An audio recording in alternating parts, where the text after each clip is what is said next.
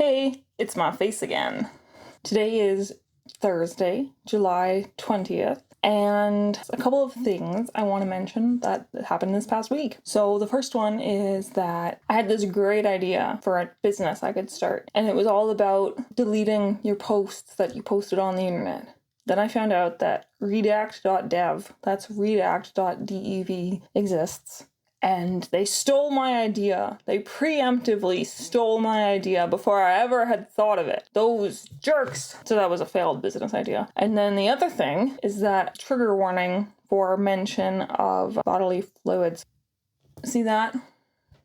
I sliced my finger open when I was cutting an orange, a navel orange. The other day I was cutting it for lunch and it was before work, and I was cutting it with a bread knife. It's like it was a wedge, and then like the bottom was thick and it actually came like tapered in so that it almost had like no orange there. And then the knife slipped, so I was cutting it and the knife just slipped and sliced my finger open. It was gushing blood, which I guess, is gross, but that's why I give the trigger warning. I ran upstairs to get a Band-Aid, but first I had to rinse it, so I was rinsing it in the bathroom sink, and then my dog, who is a 6-month-old puppy, so he's still a puppy, he's still rambunctious, followed me into the bathroom and started grabbing the towel and playing with the towel, so I had to wrestle that away from him while I'm bleeding.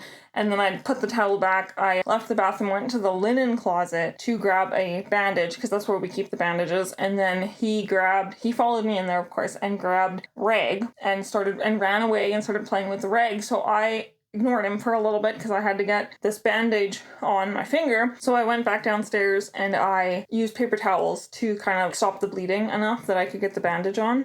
So I did that, got the bandage on, everything was fine, and then I had to chase my puppy down and grab the rag from him, and then everything was fine. Now I didn't need stitches or anything because it wasn't that deep. And it did stop bleeding after a little while, so that's good. So that's my story about my injury.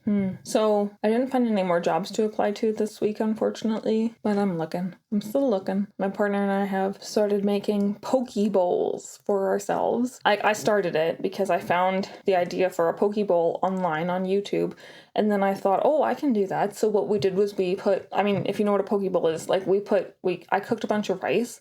So that was the base. I made one first, so I put spinach, tomatoes, and cucumbers. And then I put a little bit of avocado paste. So basically it's avocado mashed together with a little bit of garlic, minced garlic, and a touch of salt. All of that stuff's so good. So I put that in there as well. And then I put teriyaki sauce and soy sauce on top, and I just mix it obviously all together.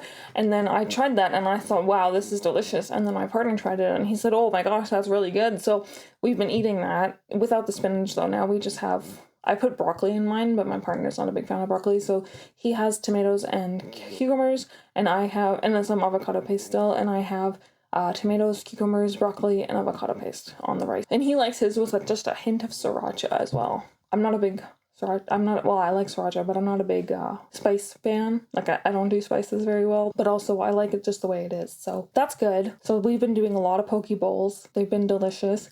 Oh, today we made congee. So that was cool. We made it in our pressure cooker instead of putting it on the stove. I know that traditionally you put it on the stove and you cook it for like 4 hours or something, but we were like, nah, we have a pressure cooker. So we looked up pressure cooker congee recipes and we found one.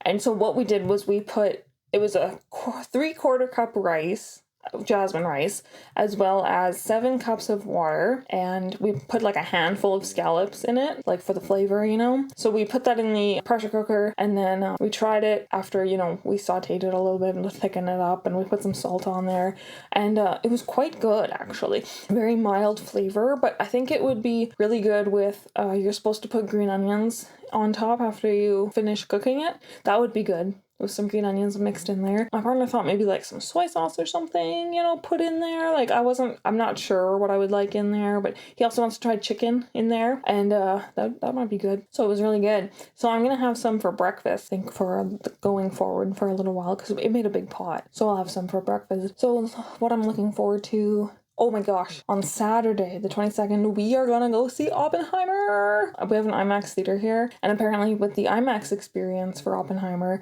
it's a little bit longer. They have a little bit extra footage in there. We have seats in the 3rd row, near the middle, almost in the middle, just off center. So that'll be really exciting. And we're gonna go out for supper, at Freshie, because there's a Freshie near the cinema. So that'll be good. Oh man, I'm so excited. It's gonna be so good. I really want to see Oppenheimer, and so does my partner. So we're looking forward to that. I'll let you know. I'll let you know if I like it. It's my partner's and my anniversary this Saturday. July 22nd is our anniversary. We're looking forward to celebrating that. It's been 2 years, in case you're wondering. Let's see. I think that's about it. If you like my face, feel free to subscribe or don't. I mean, that's up to you. I can't tell you what to do. And I'll see you next week.